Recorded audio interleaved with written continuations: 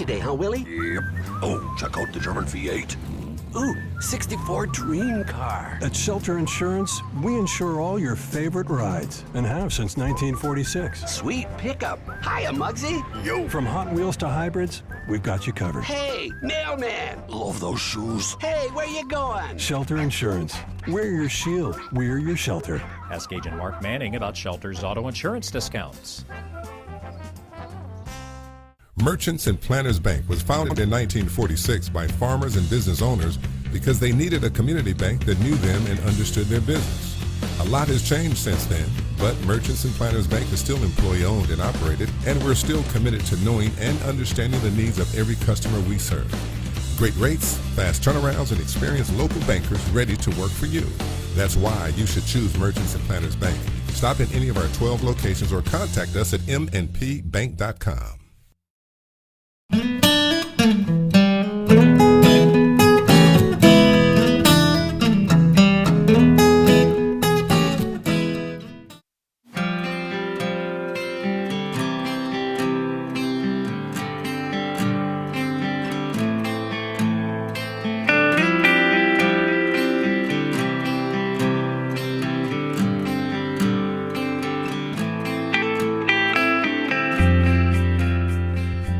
My good friend, Mr. Ted Hall, as always, from White River Area Agency on Aging, the executive director there, and we've moved to a new location. We've been here before. We're at Eagle Mountain Assisted Living, and we're here for a purpose. How's Mr. Ted Hall? Well, we are here for a purpose, David, and I'm doing fine. Good. Fine. You know, as the COVID seems like we're on the downside of this crazy virus, which means that we have opportunities now at Eagle Mountain Assisted Living because we've had some openings there, and so we want to make sure people are sure that we still have openings, and they can call us at 870-612-3000. Now that's at the corporate office, but they'll give them information. We have people come in here and we give tours to them and let them look and see what we have here, and it's a great place. Yes. You know, Dave, this was finished in 2006, and it's just been a good, just a good thing for seniors that want to live in this type of atmosphere. But it's been good for Batesville, and so anyway, it's just a great place. And we have people that live not only in Batesville but throughout the area that come and come and live with us. And you know, we have a 24-hour staff. We have nurses. We have LPNs. Food is good. Fellowship good. We have all kinds of activities if they choose to be involved with that. So just a lot of things going on at Eagle Mountain Assisted Living. We just want to make sure we had a special time, especially since the virus is over, David, or on the downside, that we've opened back up, and so we're ready for business. Ted, you mentioned that, and you mentioned about taking a tour, and if you need us, we certainly want you to take that tour. I think once you do, you'll be pleasantly surprised about what you find. I've been in several times on a couple of interviews and got a tour of the building, and it's just one of those places that, in all fairness, you go, well, if this is where I needed to be or my folks needed to be, this is where I would want them to be. The staff is fantastic, and the facilities are just marvelous. They are just marvelous. Right, and you know, we keep those. You know, we just put a new roof on the facility, so everything's in good shape there. And so, but more than important, Sheila Gates, who's our director there. I mean, she started off as a cafeteria as far as the director of the supervising food, and then I'm not sure how long she's been the director there, but anyway, she does a good job, and she makes sure that the things that need to be done as far as when people are given their meds and all those kind of things like that. And but it's just a great atmosphere, and our people in there, they really love their clients, and they become really close attached to them. And so it is a good place for you to bring your loved one and stay with us. So anyway, we just want to mention that. And then also, David, you know, we continue to do in-home services. We're a little shy on aides, which means if you want a job, you might call us at opportunities. 870-612-3000. Actually, Dave, we could probably hire 100 more aides right now. Really? And so we have work to do, and so we want to make sure that people know there are jobs out there, and they can call, and we'll visit with them and come in for interviews and those kind of things. Well, Ted, there's no doubt that it's a very rewarding job, and those people who are in that field work very, very hard, and they get to know people real well, and they kind of become family to them. So Sure, there's a lot of rewards for doing those jobs. And, you know, that's the thing about it. You gotta you like working with seniors, and you like doing our work that we do, providing service for them. Then this is a great place. We've been around over 45 years, Yep. David. So our reputation is good, and really, we are the voice of for seniors. You know, David, you know, I'm in Little Rock a lot, even go to D.C., as we try to make sure that our seniors are well represented, and that the laws that are passed, those kind of things, are laws that's good for our folks, not only here at Eagle Mountain, our in-home service, but just in general. Of course, our senior centers are getting ready to open up soon, and so we'll kind of update everybody about that. But anyway, seniors are important to us, and we want to make sure that we spread the word. Well, you know, you talk about you advocating as such for seniors, and that's what this program does. That's what we're doing. We're advocating for seniors, and there's no better or greater group of people than those folks who are of that age that need a little extra help. And we certainly I certainly personally thank you for what you do, and we have an office in Newport, Jackson County office, and we were traveling up north yesterday, and I can't remember what county we were in, but we saw a White River Area Agency on the left. But you guys do marvelous work, and we appreciate you. Appreciate you. Mr. Ted Hall, White River Area Agency on Aging at Eagle Mountain Assisted Living. If you need our services, 870-612-8700.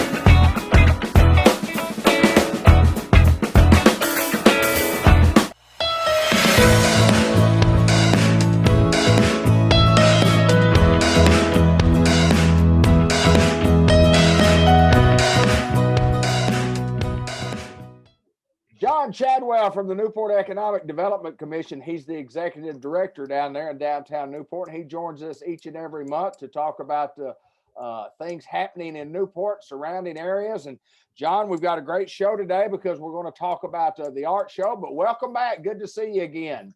Good to see you too, and congratulations on that son who's tearing it up. Well, he's doing quite well, and we're thrilled to death for him, and everybody's excited, and he's had a tremendous support from our community, and I would have expected, nothing other than that, because the folks in Newport, Arkansas love good things that are going on, and we certainly appreciate the support from our side of the family, and but it's a big deal for sure. But we've got a lot of economic impact, John, when you talk about the art show, that people really don't realize what this art show does for our community. And we thought we'd talk about that today. Sure, we'll talk. I want to talk a little bit first about what we're going to be doing at the art show. And then I want to talk about why it's part of your economic development plan and why it makes such a big difference for us. So over the years, the art show has just grown and grown and grown and grown. And we started 13 years ago, because we skipped last year. We started 13 years ago with 17 artists and 185 people who came through the show. Now we've grown to where we have over 200 visual artists. That'll be painters, sculptors, people who make jewelry, woodworkers, all of that. And then we also have 35 authors. And then a couple years ago, we added music. So we're going to have 31 concerts in 2 days downtown Newport. And then this year we're adding the Silver Screen Film Fest, the Delta Silver Screen Film Fest, and that's going to be 9 movie screenings in the 2 days as well. And so there's going to be a lot to do, but as this thing has grown, it brings more and more people into town, and everybody understands the economic impact to our small businesses when 2,000 or 3,000 people come into town for 2 days and they spend money. It's just like ball tournaments and other things. They come in, they eat out, they spend money, they stay in a hotel, they buy gas, they go to Walmart to get whatever they forgot when they left home. And so all of that is money that generates in your community. But what you don't sometimes think about, especially like with the art show, all these 200 artists are selling their artwork. Mm-hmm. And over the course of the 2 days, this group of people, they'll sell $200,000 worth of artwork and music and books and stuff, and all of them collect sales tax on that. And so that sales tax receipt on those sales, well, that's about $200,000 of economic turnover in Newport that wouldn't have happened. And the sales tax comes back, and that helps fix our roads and our streets and all of the stuff that the city uses sales tax for. It helps the NEDC with our half cent. It helps the college with their half cent. So they're just investing back into our county and our city and all of the things that we want to do. And it's money that probably would not have been spent here if it weren't for the art show. But one thing a lot of people don't realize is that these people also become ambassadors. So the 200 visual artists who come in, they set up in 7 buildings around downtown, and you can walk from building to building. We do it all free. It's free to the artist, and it's free to the public because we got some great sponsors. And Newport's always had great sponsors who are willing to step up and help. But people come, they wander around, so you can wander from building to building, and you can look at art, and there'll be everybody from people who are just starting out to people who've been doing it for 50 years and are very well established. And you can find, in fact, almost all the art in our house that we have, everything hanging on the walls just about, has come from the Newport Art Show over the last 13 years. So that visual arts part has been a big draw. The book part is becoming bigger and bigger. We started with 12 authors who came. Now we are up to 35 authors. And they sell their book, they autograph. You can talk to them about their book, but then they also have a period where they get up for 15 minutes and read their book. And one of the authors is Charles Graham, who is a pastor who's coming, and he wrote his autobiography, No Back Doors, the Charles Graham story, and we're really excited to have him. He speaks at African American churches all over Arkansas and the United States. I think he's going to be somebody you'll be delighted to visit with, just seeing some of the videos of his visits with people. We've got a lady named Miss Williams who wrote a book sowing the seeds of justice, the experience of African American women in the Delta. And she's got three or four ladies, or I guess it's four ladies she interviewed and talked to them about their lives. And some of them are going to be coming with her and talking about their stories. So it's really going to be really interactive in the author part. There's going to be a lot of time for you to really delve into how these people think about the books. And if you ever thought about being a writer, then that's going to be a great opportunity for you to visit with some writers and see, how do I get started? What do I do? Um, the music part has really blown up too. We had to cut it off at 31 concerts. We could, I mean, cut it off at 31 concerts. All we can do. And it's all, well, we're gonna have 5 different stages with music going on. So Friday music won't start till the afternoon, but it'll go all through the evening. So at the old gas station bar and grill and Postmaster Spirits and Frankie's Place, Friday night from, well, we'll start on the stage at 5:15 with music, and then we'll run through 11 o'clock that night is when the last one wraps up. So if you want to be on a music scene with 3 bands playing at any given time, downtown Newport will be the place to be on Friday night, June the 4th. Then June the 5th, we'll have 5 concerts at a time that'll be playing. So somebody will be playing at Frankie's Place, somebody will be playing at Postmaster, somebody playing the old gas station, somebody playing on the Terry Scoggins stage, and then somebody playing at what we're calling the Gospel Gazebo over by the old Fred's restaurant in the First Baptist Church.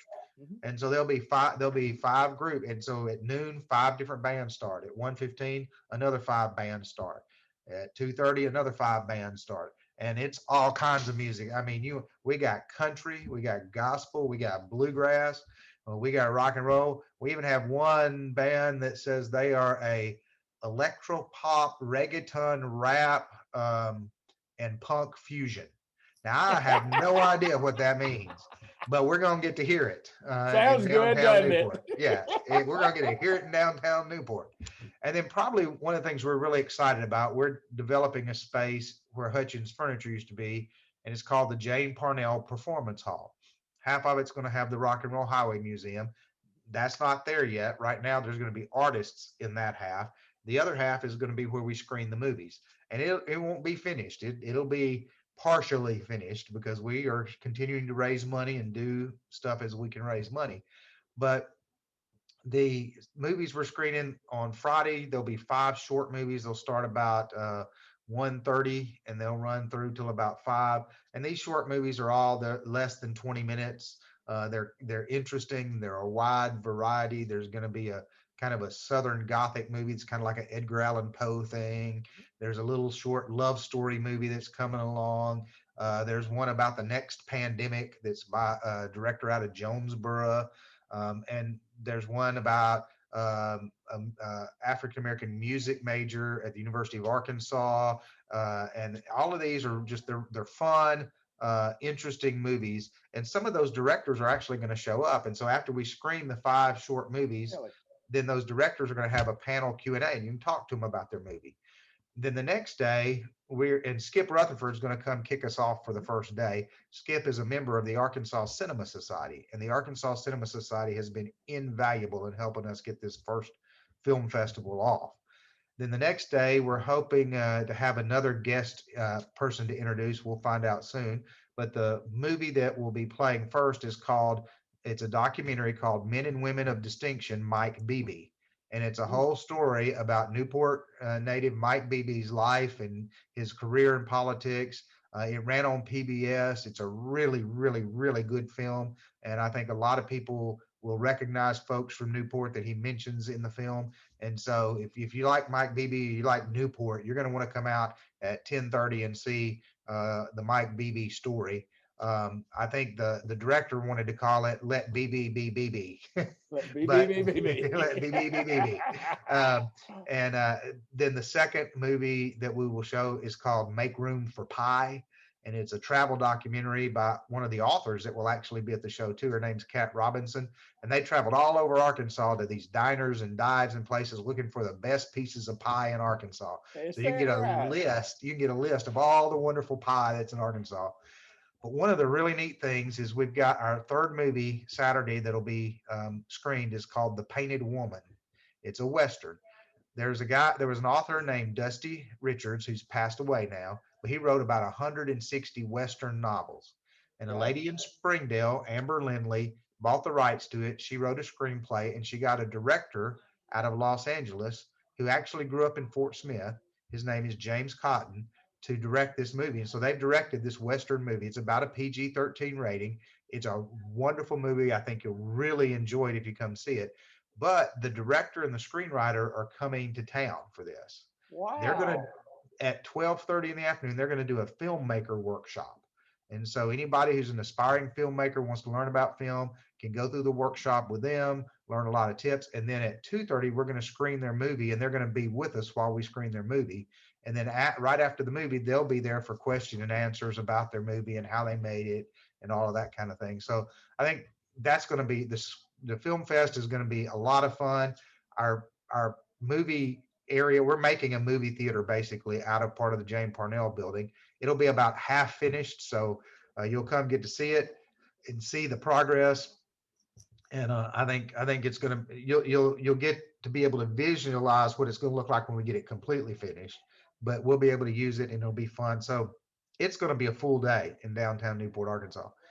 But we take, so that's, if you add everybody up who's coming from outside Newport, there's 360 people that are authors, artists, filmmakers, or musicians Wow. coming from outside Newport. They're going to have fun. They always have fun. We treat them great. We treat them like they're kings and queens and princesses, because what we want to do is when they leave, they become ambassadors for Newport.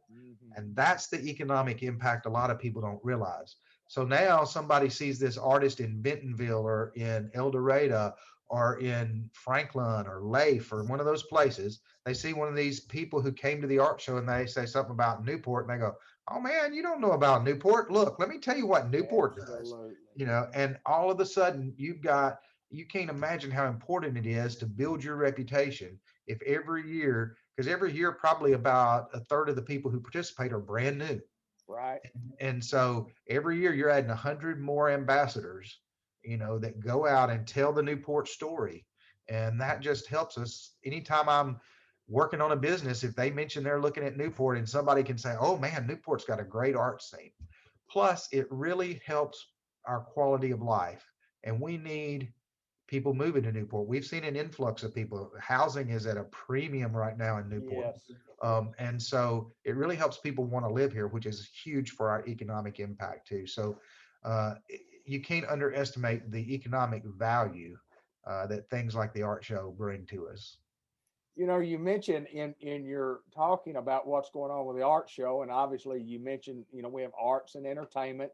You mentioned literature. You mentioned videography. You mentioned history. I mean, an educational show as well for the whole weekend. From an art show to a very, very educational few days in Newport, Arkansas, and a tremendous economic impact that all this has on us. It is, and education is a key part of the art show. I didn't even mention the free workshops. There's going to be 2 workshops for 4 to 8 year olds in art, 2 workshops for 9 to 13 year olds in art, 4 workshops for adults in art. There's going to be a voice techniques workshop. There's going to be a youth workshop on how to play the harmonica, and we're going to Really? we're going to give 20 free harmonicas to the first 20 participants. Now, the rest of the art show may hate us for the rest of the day as kids are walking around playing a harmonica. I don't know. And then there's going to be a songwriting workshop. And so there's opportunities to learn from these folks who do it, and to see exactly how you could be involved in that. And we're extending the deadline. We have a youth poetry contest, a youth short story contest, and a youth art contest, and a youth songwriting contest, all going on. So if your young person is interested in submitting a poem, a song, a short story, or a piece of art to be judged, you can get on our website, which is deltaartsfestival.com. And deltaartsfestival.com has all of the schedules for everything that's going to be happening. It has the contest rules for the youth contest. We need all of those in by May 27th. and it's got just tons of information. But I promise you, if you want to come somewhere where you can find something you will enjoy, there is something literally for everybody at the art show. Agree. I mean, I agree. everybody. Tell us the dates once again, my friend. June 4th and 5th. June 4th, it'll open at noon, and the visual arts and literature part will run till about 6, and then the music part runs all evening. The film fest will be in the afternoon that day, and then June 5th on Saturday, it opens at 10 and it runs to 5 o'clock, and there will just be things all day long. There literally will be so much you cannot do everything. In fact, you'll just have to pick what you want to do and what is your favorite thing you want to try. He's John Chadwell. He's the executive director of the Newport He's the Newport Economic Development Commission executive director, is what I'm trying to say. That's easy for me to say, you know it. But John, it's going to be a great couple of days, and we certainly hope that folks will be here, and we know they will. And we'll know there literally will be thousands of people in downtown Newport on those 2 days. Thank you, my friend.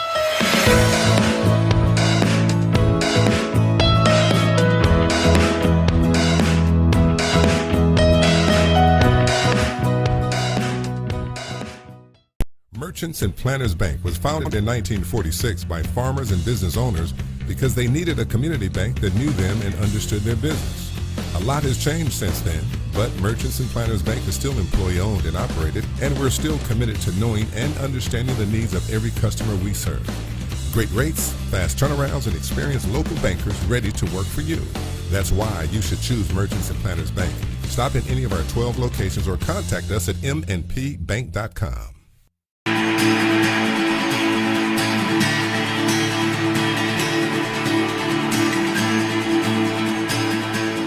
Customized vision care in the Newport Village Mall in Newport, Arkansas. This is Dr. Gavin McDowell. He is the optometrist here, the owner, the operator, the, what else should I call you? There's that high dollar comedic education vocabulary. Yeah, go ahead. We were just talking about that. Yeah, you go right ahead. Sure shout, lethargic.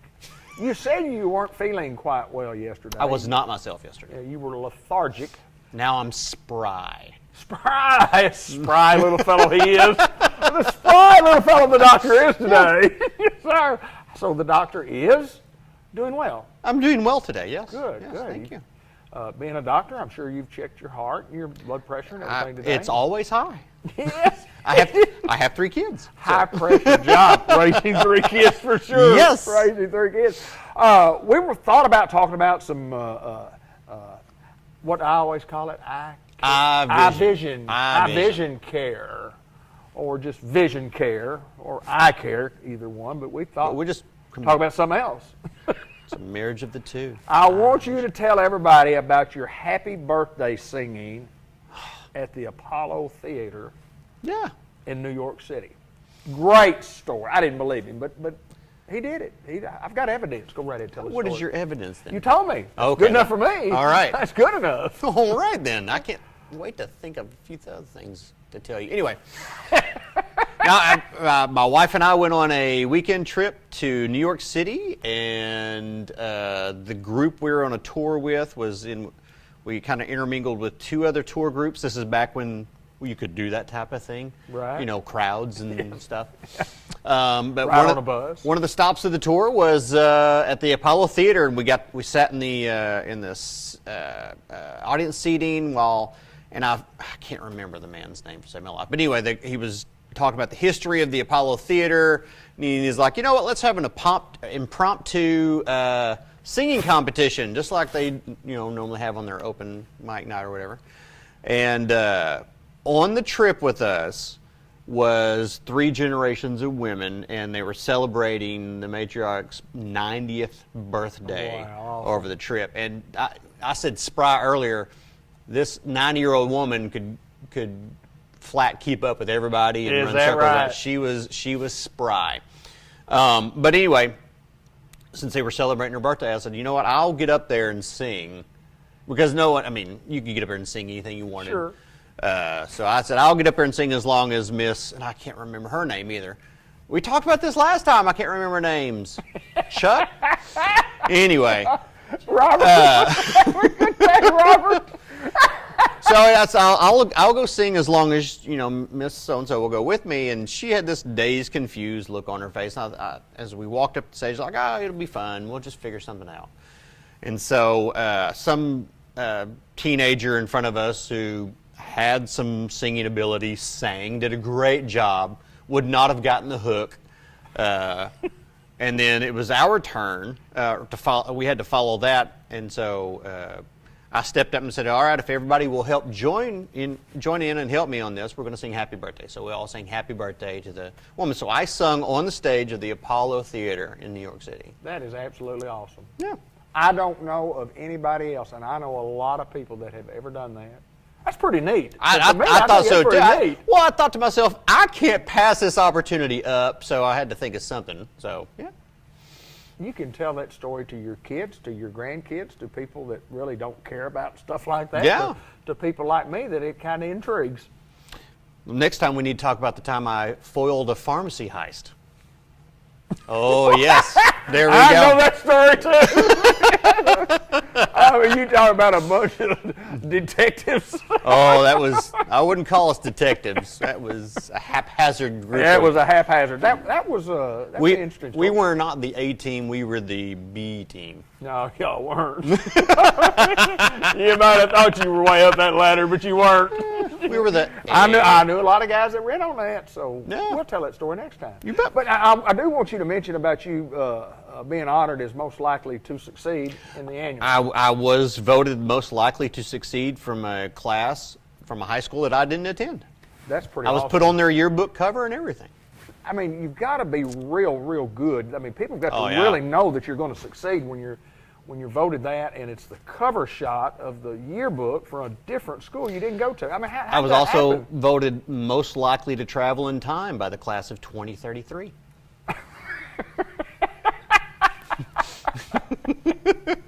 This guy has got it today.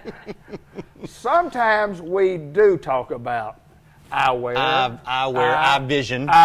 Sometimes we do talk about cataracts. Sometimes we do talk about cataracts, 20/20 glaucoma, macular degeneration, yeah. dry eyes, but that's allergies. Allergies. Right now is a great time to talk about allergies. What about allergies? We have them. We have them right now. Yeah, I know it's a lot of them. Not particularly the allergies, but the things that cause the allergies just go whoosh, yes on your car already. You can literally. I'm up very early most mornings, and it's dark, and I still carry a little hand torch when I'm out, and you can see pollen like rain. It looks, or snow, I guess would be a better example. Yes, it's nasty out there. Stuff's just really not good for your whole body, and it's definitely not good for your eyes. Yeah, it makes your eyes itch, burn, get really dry. For the most part, I tell people go get just a lubricating drop. Start with that. Right. Just flush the eyes, keep them flushed, and most people think, okay, I'll go get some Visine. It gets the red out. It gets the red out. It also makes the eyes dry and burn faster, quicker. So just a lubricating drop. And use it like you're going to win something.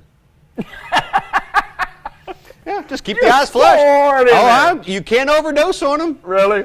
You could drink it and probably be okay. Works better if you get it in your eye, but I mean, you could drink it and it'd be all right. So that happens this time of year, and yep. And how long does that season usually last? Is that a month? Well, here in Arkansas, about 11 and a half months. Well, there's different pollens at different times. Toward the fall and winter, you get all this weird kind of tree pollen, and then this time it's just more, all these pretty flowers blooming and trees budding, and I normally don't get bothered a lot during the course of the year, but in the late, I guess you'd call it the late, not the early summer, but the early summer, late spring, it bothers me a little. Yeah, when the humidity starts going up, it ramps that up some. Yeah. So just drops. Just drops. Not Visine. Not Visine. It may get the red out, but it doesn't help anything else, does it? I don't even know why people want to get the red out. Yeah. It's just, if your eyes are red, there's a reason they're red. My eye gets red occasionally because of glaucoma. Yeah. And I don't use Visine to get the red out. Exactly. If you limp, because your leg's broken, you don't take something to get rid of the limp without addressing why the leg's broken. So if your eye's red, it's red for a reason. Figure out what's going on with that. Tell me about contact lens and how we fit people here, if we can fit them, and if we can't fit them, what do we do? I'm in the market for contact lens, and I said, look, I want to call 523-3333. I want to come up and see you. I've never worn them before, or I've tried to wear them before, and nobody could ever get me, fitted for them correctly. And I want to come to you, Dr. McDowell. What can you do to help me? We will try every contact lens imaginable until you cry uncle. And if none of them fit, you don't have to pay for any of them. You don't pay. No. So it's just guaranteed. Guaranteed. Well, I'm not going to guarantee them will fit you. No, we'll guarantee it. You come in here with one eye here and one eye here, and it's all shaped like a pyramid. I'm not putting a contact lens on that sucker. But I mean, if there's a lens out there that'll fit you, we'll find it. And if we can't find it, then no harm, no foul. And you always say that the patient will quit before you will. Yeah. And so, look, I'm tired of this. I can't wear them. And, years ago, the evolution of the contact. Oh, boy. It started out as a glass. Very beginning. Oh. Talk about the early days. Well, we were Who dumb. would put that in your eye? Well, we couldn't put cactus leaves in there for some reason, so we had to put a piece of glass that could shatter and permanently scar you in there. But they eventually went to what's called a rigid gas permeable. Right. Think of it like a plastic. And man, I've had we call them RGPs. I've had one in my eye twice. There won't be a third time. Ooh. I'm not putting an RGP in my eye. Those are the most uncomfortable things ever because it feels like something's in your eye. You know why? Because something's in your eye. Something's in your eye. But then they came out with the soft ones, and that they got a lot more comfortable, and the fitting was a little bit more nuanced. It wasn't just a rigid. Okay, it's a rigid lens, so we got a rigid way of fitting it. Now there's a lot of tweaks and stuff we can do to get it more comfortable and find ways to alter how it rides on the eye. They do make a hard lens now. It's a rigid gas permeable again, but it's larger. Imagine that. Instead of it being a teeny tiny lens that goes on, it basically rests on the white part of the eye. It's fantastic for some. If you are a very difficult patient to fit a contact lens on, especially the soft ones, and you are hell or high water, I'm wearing contact lenses. The what's called a scleral fit lens is now an option, and they do wonders. But it's bigger, so then you got to get wider. You got to. That's not one of those. Oh, pop on in. We'll teach you how to put that in. That's one of those. I'll probably send you to a specialist for one of those. But, really? Yeah. But we'll run through every lens we can find. You can't get that offer in very many places in this world when we say it's free unless we make it right. Yeah. And if we get you where you say, I really like these contact lenses, then you can exactly. find it. Then you can just don't show up like on a Thursday saying, I want some colored contact lenses in my prescription. I'm leaving on a cruise tomorrow. You can't get that done, can you? That's not happening. No. But have realistic expectations. And the realistic expectations would be maybe a week or so to get those in. Well, if it's a colored one, maybe a little longer. It's going to be. They got to make those suckers. They don't just mass produce those and have them on a shelf. Right. And transportation has not been quite. Oh, my chickens. True story. Let's hear it. True story. We have a patient who is called at least 3 times a day for the last week and a half, wanting to know if her glasses are in. Mm-hmm. Hadn't made it yet. Hadn't made it. We really anticipate them kind of anytime, but there's no way of knowing now. I mean, we can see kind of when things are shipped, but they are not coming in like they used to. It's amazing. We still aren't there. It's amazing how slow it has gotten, and I guess that's just part of the COVID world that we live in. And we'll make adjustments as we go. Have to. Anything else that we need to talk about that has to do with our business end of your vision care? Hey, do you hear me? Vision care. Vision? I'm liking Vision care. You really ramped up. Hey, I'm good, aren't I? You got a thesaurus over the weekend. I did, didn't I? Nice. No. Nah. Nothing. Nah. He's Dr. Gavin McDowell. He has nothing left. I got nothing to say. But let me tell you what. I'm happy to know that I know someone that has been on the stage in New York City at the Apollo Theater. Not only on the stage, but got to sing on performed. the stage. That's not performance. yeah. A performance, not just let's singing. let's not whittle it down to where I just sang. I performed in front of a live audience on the Apollo stage. How many people do you know that I know that did what he did? Customized vision care in the Newport Village Mall. If you need any advice on anything besides eye care, you can come here. Or if you need some advice on that too, we give that. Thank you. I'm very opinionated. I'll be happy. That. Thank you, Dr. Johnson.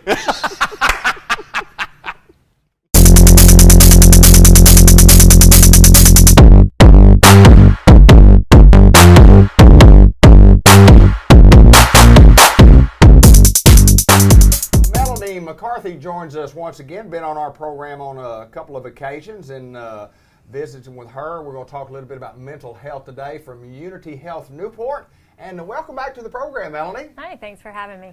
Tell me a little bit. Let's go back. Tell me a little bit about you. Tell me a little bit about how you got here and how long you've been here, and then tell us a little bit about Compass and Clearview and what some of the things we're going to talk about today. Okay. So my name is Melanie McCarty. I'm an LCSW. Been doing this for a few years now. Not really a Newport girl, but not that far away, only about 20 minutes out. So yeah, I think I've been back with Unity this time just a little over 2 years. So I'm the program director for our Compass and our Clearview units. Compass is an adult psychiatric unit and Clearview is a geriatric psychiatric unit.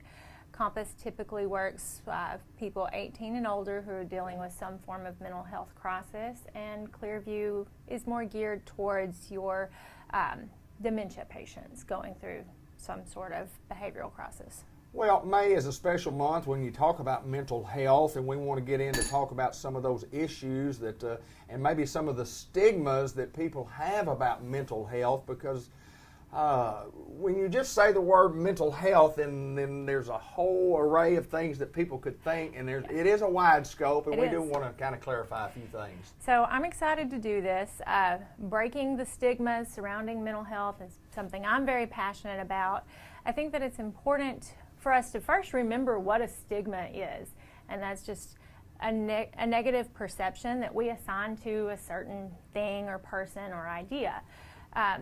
So often with mental health, what we see is this over-dramatized Hollywood version of diagnoses that are nowhere close to what people are actually dealing with in real life. Currently in Arkansas, about 20% of our population is dealing with some form of mental illness or substance use disorder. And those are pre-COVID numbers.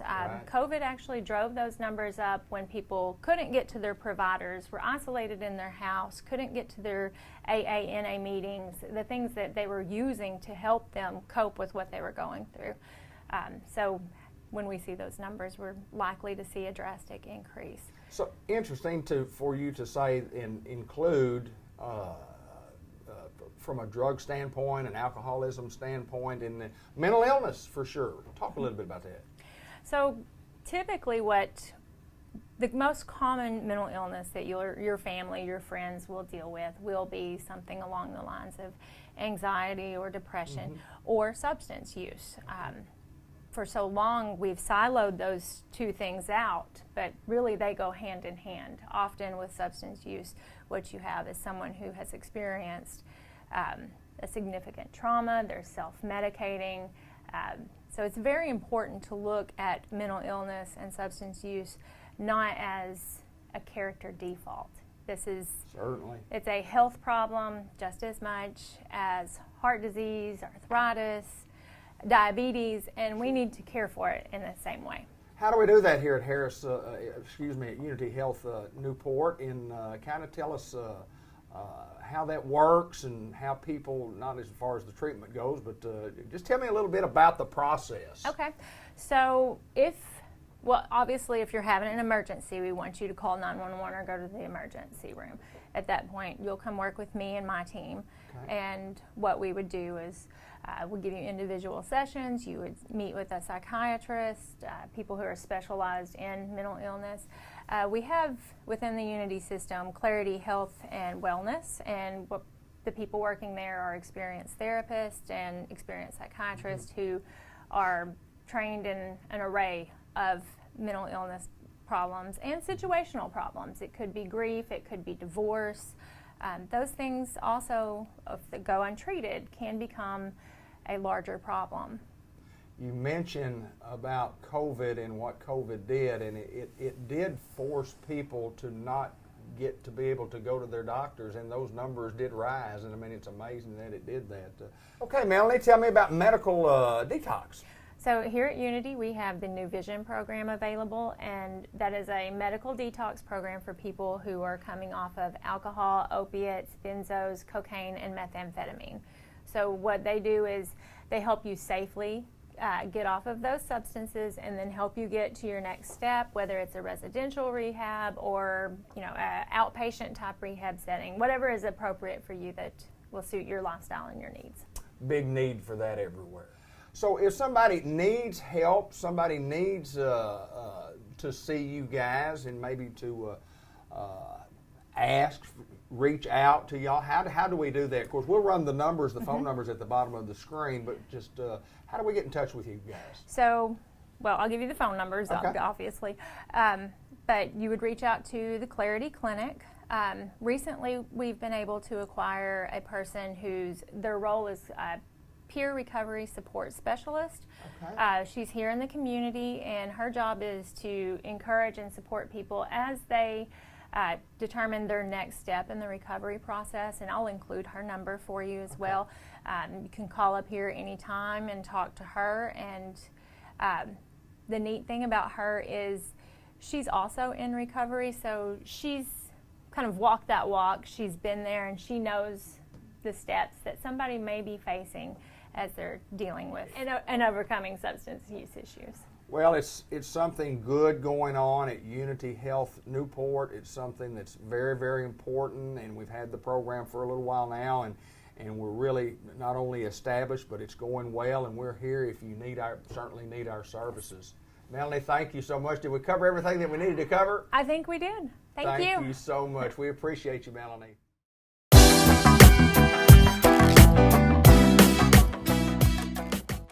Hello everyone, and welcome to the May edition of the Farmers Supply Association Agriculture Report.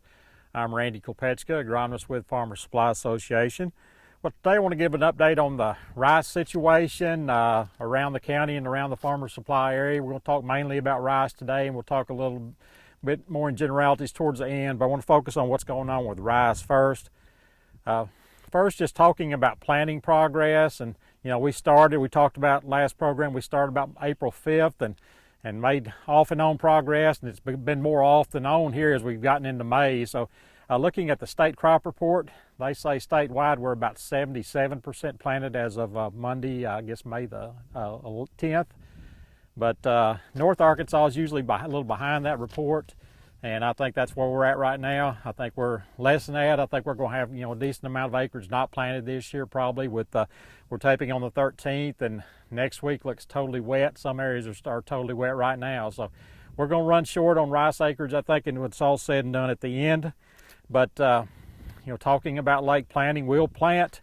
Most guys will plant till about the 25th of April. That's kind of the cutoff date. But looking at the forecast for next week, starting about the 17th of May and all that week, they're forecasting about 2 to 3 inches of rain. So if that happens, we're not going to plant. Some of this rice is definitely going to go unplanted. So that's where we're at. Talking about late planting, I guess the main question I get when we talk about late planting is just variety selection. Some varieties do better planted late than others. The university has a great testing program where they test varieties at different planting dates and see how they drop off as planting goes on. So they've got some great data on that. In general, the hybrids hold up better. Looking at the last 2 years' data, this is Stuttgart, so it's a little different than here, but I think the relative differences are pretty important. As we would expect, the hybrids to do better, especially 753 being the top one. 753 holds up to about 89% of its yield potential when planted on May the 17th. CLMO4, a non-hybrid, good to see this here. CLMO4 is right behind at 88% of its potential, planted on May 17th. Drops off from there, Jupiter, again a conventional variety, but we've always known that Jupiter holds up good, as a conventional medium grain, 87% of its potential at 17th of May, and also 7521 at 87%. The bad thing about Jupiter, it's a little longer season, has a long dry down, so even though you got that yield potential, you always have that potential of not maturing out like you want it to before harvest. CLL 16, 86%, Diamond 85%, then it drops off quite a bit with a couple of other varieties. Titan, another medium grain, but it does not hold up as well as the Jupiter and the CLMO4. 78% of its potential there on May 17th. And CLL 15, a variety we had some problems with last year, but with the inconsistent, it was 77% on May 17th. So you can see maybe that's part of the reason we had some issues with it last year, along with some potash deficiency and some disease issues. So again, the hybrids hold up best, but you've also got CLMO4, Jupiter up in that area too that hold up pretty well. So think about that when we're thinking about planting dates for these later plantings. Next up, weed control. I talk about this every year. When we look at weed control, we want to keep those residuals active, keep that grass from ever coming up. So that's still the name of the game. Whether you've got rice that's been planted in early April, whether you're planting rice now, you've got to keep those residuals active. So that's still the name of the game, whether it's early planting, late planting, whatever the case may be. So, keep that in mind. We've got several residuals: Command, Sharpen, Facet, Bolero, and then some combination products like Rice One and Obey.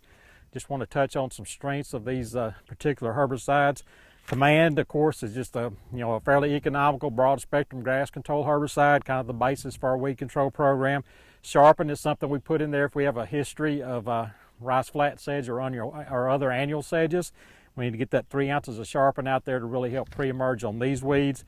Facet, pretty good, especially broadleaf signal grass control. Usually barnyard grass, although we see some resistance issues with barnyard grass.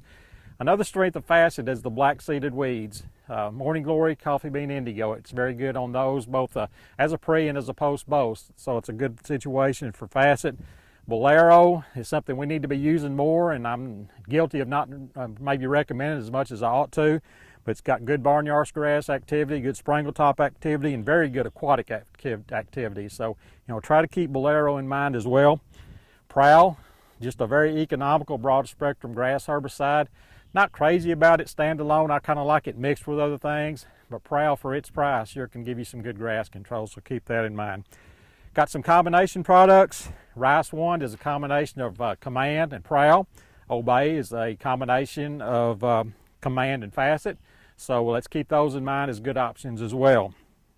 Of course, this doesn't count a New Path, in the Clearfield system, Preface in the full page system as well. Go to post-emerge weed control when we don't control our grasses with these pre's.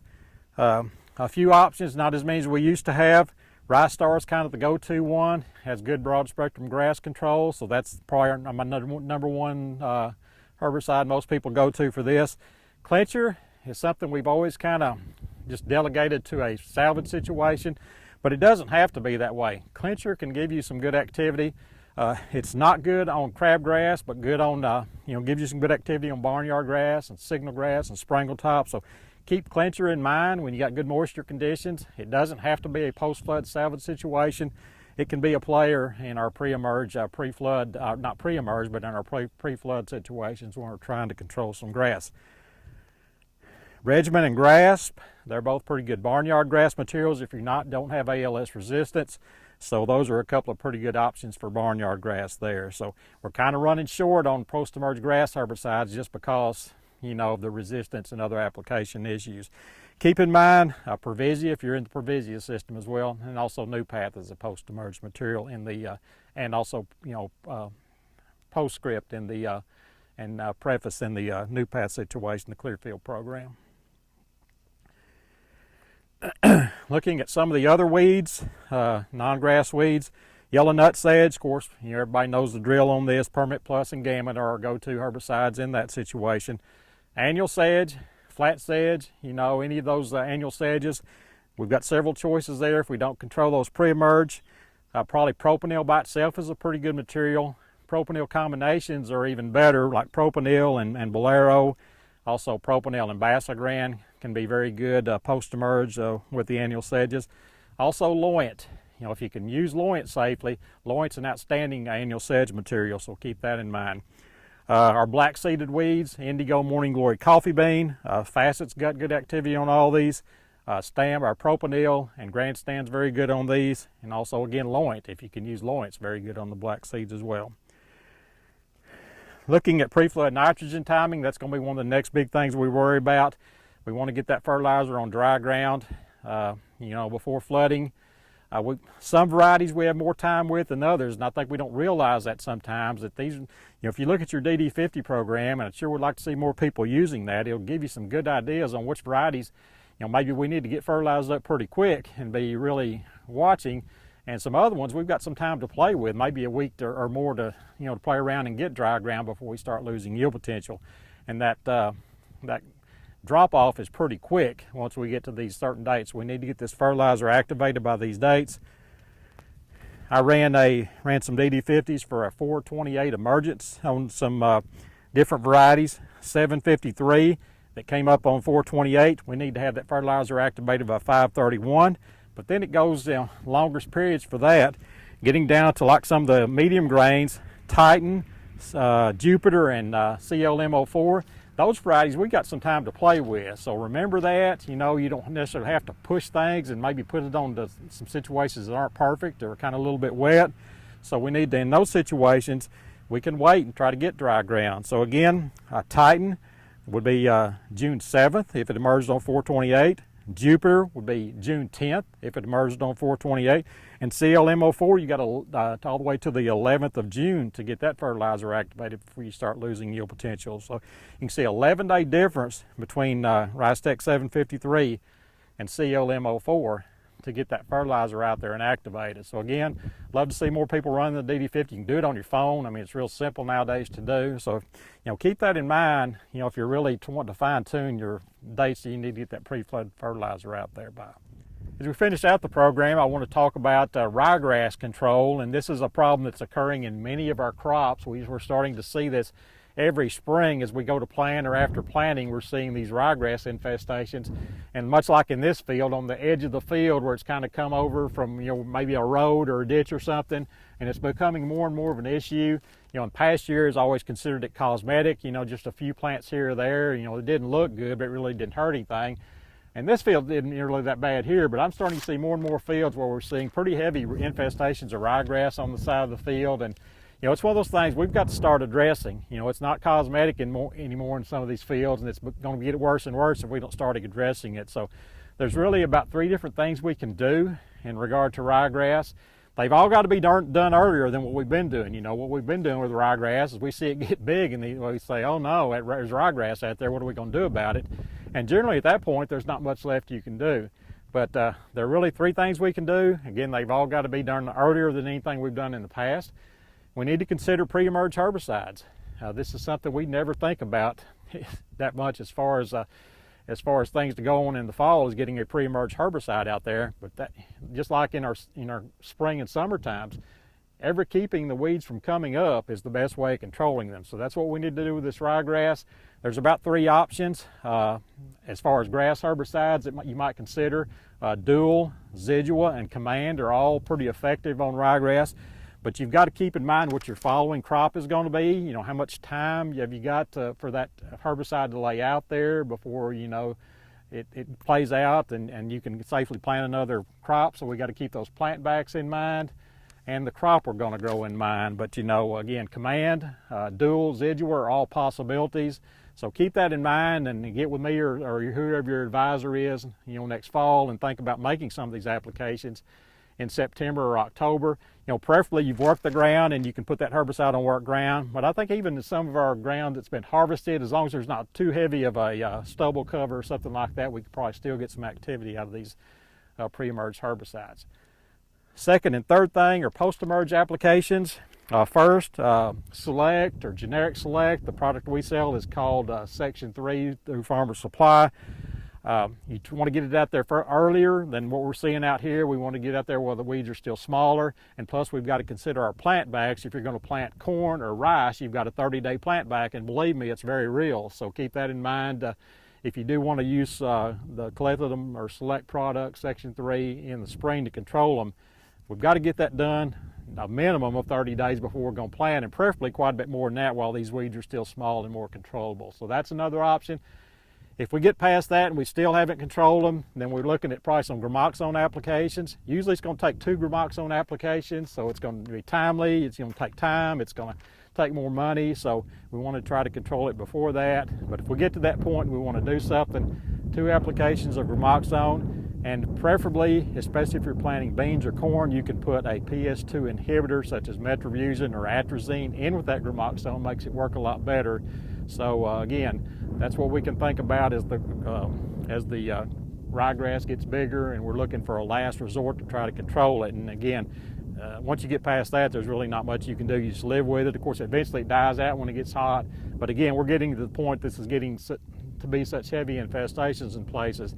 We've got to do something a lot earlier than what we've been doing. So that's kind of where we're at right now. Again, just sporadic planting progress, and hopefully things will get consistently warm, and we'll get this crop planted and be off to a good start when we talk to you in June. This has been Randy Klepetska with your Farmers Supply Association Agri Report for May. Merchants and Planters Bank was founded in 1946 by farmers and business owners because they needed a community bank that knew them and understood their business. A lot has changed since then, but Merchants and Planters Bank is still employee-owned and operated, and we're still committed to knowing and understanding the needs of every customer we serve. Great rates, fast turnarounds, and experienced local bankers ready to work for you. That's why you should choose Merchants and Planters Bank. Stop in any of our 12 locations or contact us at mnpbank.com.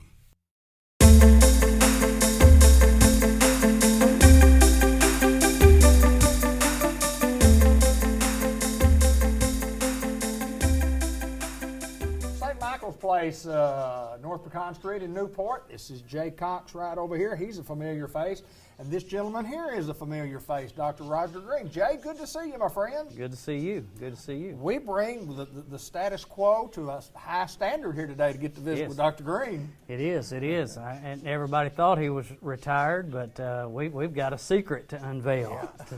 Let's talk a little bit about the secret before I talk with Doc. All right. Well, one of the good things about St. Michael's Place and what's going on now is that we are allowing visitors back in. It's been a while since you've been in the building. Yes. And so just having you in the building is a step in the right direction. You know, we've been talking for months because of the COVID and the pandemic has hit that we've not been able to allow visitors in, and now under certain regulations we can allow visitors in. So family members are coming in to see their loved ones, which has really boosted the morale of not only staff but residents, and so things are going really well here at St. Michael's Place, and so we just want to just let Newport know that everything's going well here, and we're just growing and moving forward, and we're just glad to have family members and you know, citizens are coming. You know, family is coming in, but also friends.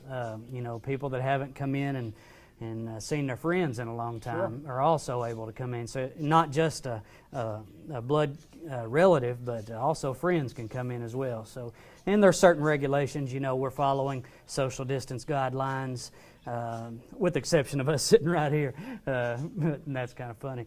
But well, we're social distance. You know, we are somewhat, but also.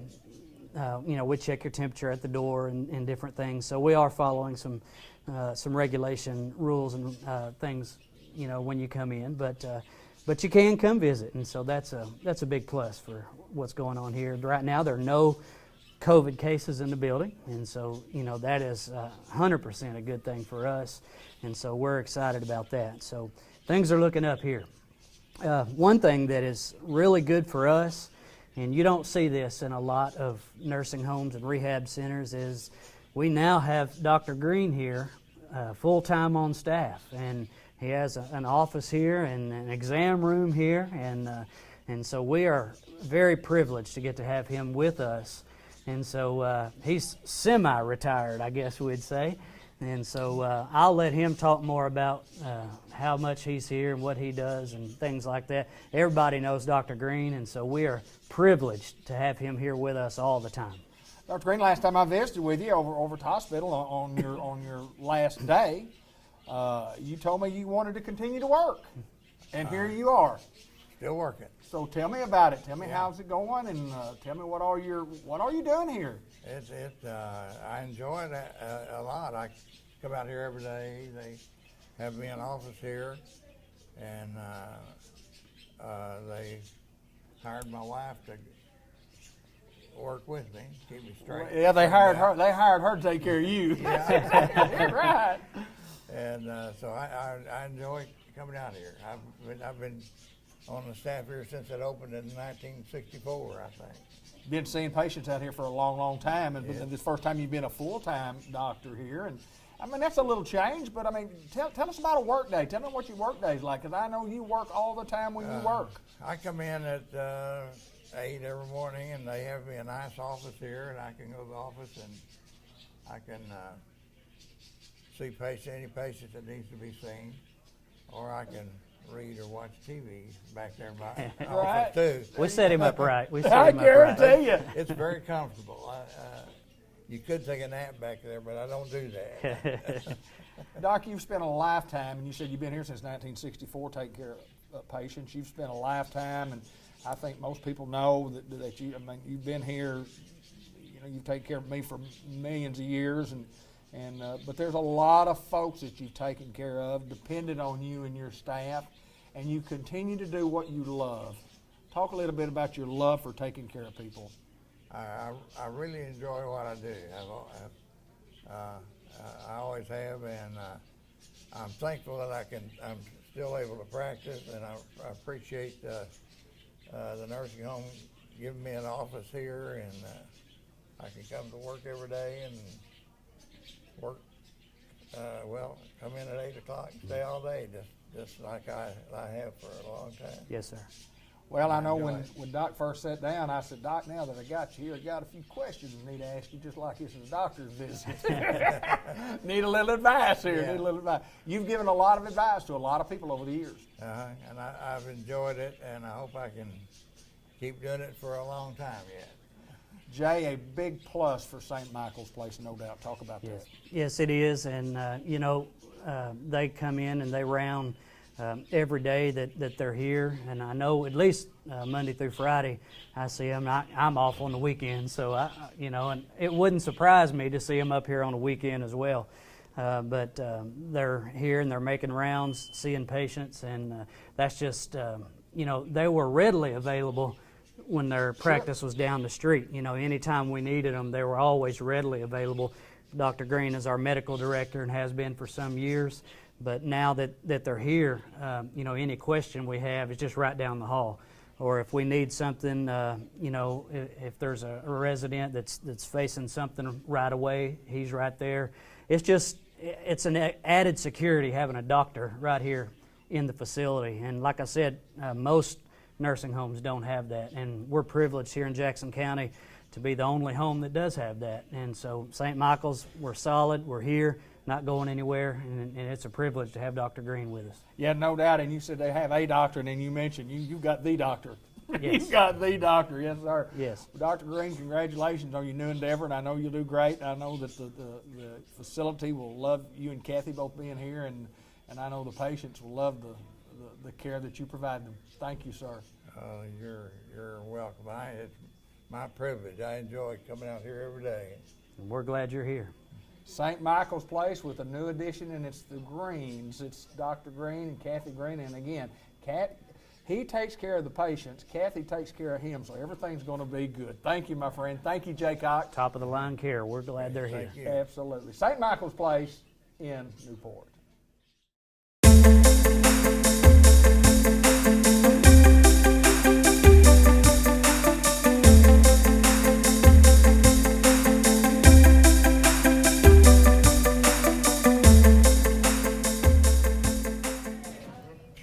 one in a series of interviews about career and technical education at Newport High School. We'll introduce this young lady to let her introduce to you. Tell us who you are and tell us a little bit about you. My name is Emery Clark. I took food production with Miss Bradley, and I really enjoyed the class. I'm really excited to be graduating this year. Plans for the future? My plans are to attend Henderson State to get a degree in business, and I want to go into real estate after that. So I'm really excited about that. I bet you are going to be a Henderson State ready. Yes, sir. Oh, that is awesome. But tell me a little bit about the food production. What exactly does that entail? What all do you learn in food production class? Well, you learn how to make food, and we work in the Hungry Hound, and you have to have people skills, you know. So we learn how to cook, we learn how to serve, we wash dishes, we clean, and Miss Bradley she's a wonderful person. She's a good lady. She is, and I really enjoyed food production. I loved it. And working in the Hungry Hound was great.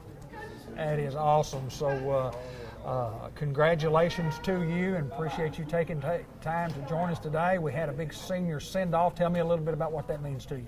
It means everything to me.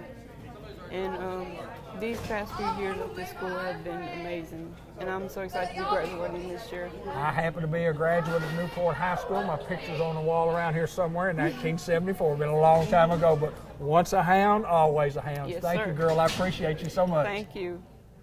Well, we've seen Colin Hill before on our football broadcast, and Colin's welcome back again, and good to see you. And tell us a little bit about the training, and you're here representing what group? I'm here representing UWI, United Welding Institute, and I weld over here down in our ag building we have over there. They're in ag mechanics, and it's a great program, and I recommend it for anyone. Well, why welding? What got you? Mind it's kind of an art. Yeah, it's an art you do, and it's like every time you do it, you can only get better. You can only get better at it as you go. All right, what does Colin Hill have planned after graduation that's coming right up? I plan on joining that UWI school and for about 8 months to a year, and getting being a certified welder, and going to work on the pipeline. Oh, awesome job. Good money and great benefits. Tell me a little bit about that school. You say you're going to the school. Where is that, and what all does that entail? The school is down by Russellville, okay. About 2.5 hours away, and there's some great people down there. I went down there not too long ago for a welding competition, and it was great. I mean, I loved it. I loved the people. It was awesome. Great What time. about big day today? It's a hound send-off that we started a couple of years ago. What does it mean to you to be finishing up as a greyhound? Oh, it means a lot to me. I mean, I've been here pretty much my whole life, and this school means a lot to me, and the community means a lot to me. This is Colin Hill. We appreciate him taking time to join us, and always go Hounds. Go Hounds. Another series of interviews with those folks who have been in a great program here at Newport High School in the graduating class of 2021. Tell us who you are. Tell us a little bit about you. My name's Alexis Bradley. I'm a senior, obviously, and I'm representing the ag science part of it, the veterinary science, really. I've been in FFA since I've been in 8th grade. I recently started being in the vet science career development event. I've taken the animal science class, and I've completed in the animal science course. I've completed the veterinary science class whenever we offered it. And I'm on my way to get my degree. Well, tell us about what you're going to do once graduation comes and goes, and what's your career plan? Well, I'm going to Arkansas State University. I'm majoring in pre-veterinary medicine. Awesome. Once I get those 4 years out of the way, hopefully I'll have a paid internship and get into Oklahoma State and get my doctorate in veterinary medicine. That is awesome. What a great plan, and appreciate you taking time to join us. Tell us a little bit about that teacher that you've had that kind of been a guide for you, and talk a little bit about your mom and dad, of course, John, Lee, and Bradley. Those folks have been pretty good folks around the community. And oh, yeah. Tell me a little bit about them. Mr. Payton, my ag teacher, he's done a lot to try and make sure that my senior year's been as good as it can be, especially with how COVID's been and how all of our competitions have been restricted, and I really respect him for it. My mom and my dad just, I mean, they do everything for the school. You know, it's, there's so much respect that I have for them. I'm really proud of them for doing so much. So yeah. And your mom started the senior send-off. Right, And, yeah. and here you are several years later. What does it mean to be a part of that group? I feel very lucky, you know, that I was able to experience it. I know that she's put in so much work for it. She's really proud of it, and she should be, because it's awesome. So yeah, she's just very involved in any way that she can be. Congratulations to you on your coming up graduation, and good luck to you. I know you'll have a great career in front of you. Thank you, ma'am. Thank you. Another career and technical education interview with some of our superior students. Jacob Cox joins us to talk a little bit. Jacob, how are you, buddy? I'm good. How are you? Good. Tell me a little bit about you. Tell us a little bit about what you did in high school, what group you're representing, and what the future holds for Jacob Cox. Well, as you mentioned, I've represented for the past about 3 years, since my sophomore year, just the medical programs here that are offered. I've taken foundations of healthcare, medical terminology, anatomy and physiology, and medical professions extended, and it's really given me a broader view into the medical field and different options. You know, I recently decided that I wanted to go into nursing, and through Baylor University. Yeah, talk about Baylor University, Waco, Texas, the Baylor Bear. Tell me about how did you come up with that decision? Well, it really, honestly, it just kind of happened. I was looking, you know, at different colleges, and you know, Baylor is a big college about faith, you know, and I'm heavy in my faith, and I really like that. And they're also a prominent school, and you know, I was trying to think ahead of time, you know, and looking at, you know, at a potential job opportunity and interview, you know, when people see, you know, what your experience is, where you're coming from, and they see, you know, that school, you know, it's prominent, and when I seen it, something just clicked with me about it, and that's all I can really say. Sure. Well, that's enough. It's quite a story for anybody from Newport, Arkansas, to say I'm going in a direction to Baylor University, which is a prestigious institution, and congratulations on that. Thank you. Tell me about going through these programs and what these programs have really meant to you. Well, I recently, you know, and maybe in the last couple of years, decided that I wanted to do something in the medical field. My mom was a nurse before she had me, and I was kind of, I guess you could say, confused on which platform or which area I wanted to go into. I thought about surgery, I thought about physical therapy, I thought about different avenues, but really my heart just settled on nursing, because I want to help people, and I want to be able to minister to people in that way as well. And I really just have a heart for that, and being able to do these programs has really been a huge part of that. Once a hound, always a hound. Graduated Yes, from Newport High School. Tell me about that. What's it mean to you?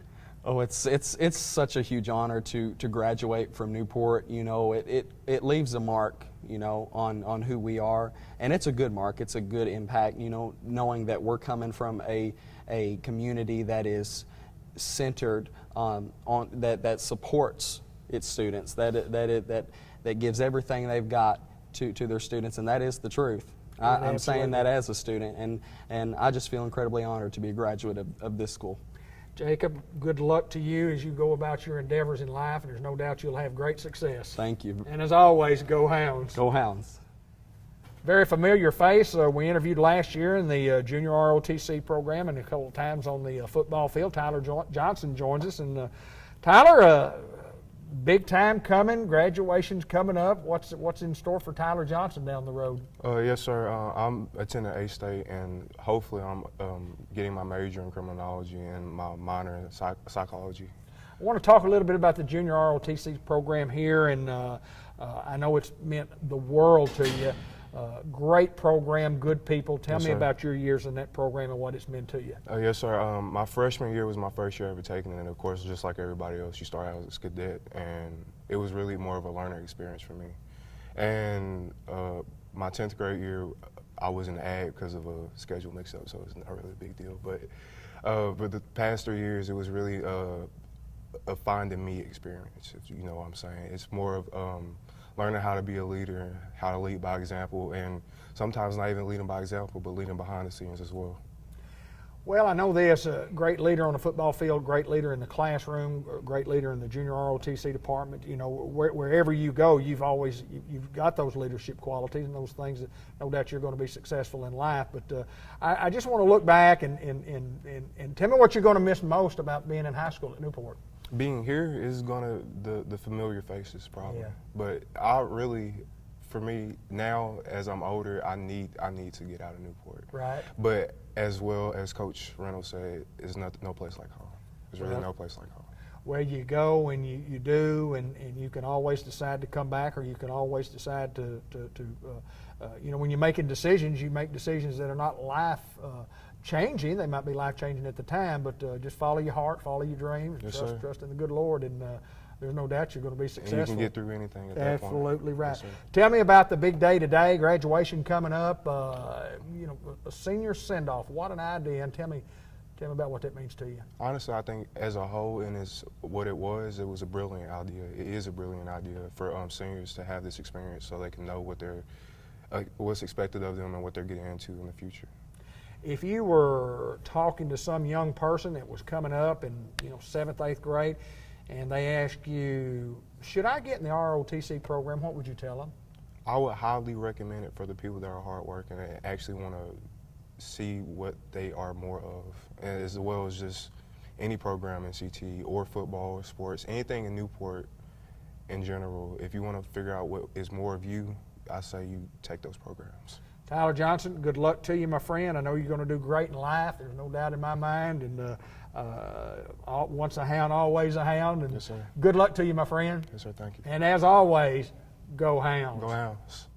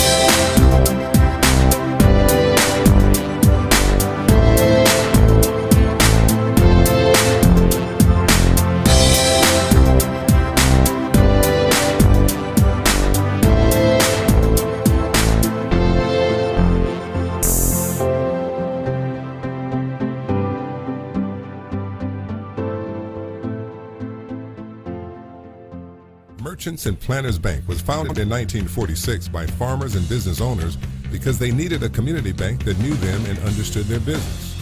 A lot has changed since then, but Merchants and Planners Bank is still employee-owned and operated, and we're still committed to knowing and understanding the needs of every customer we serve.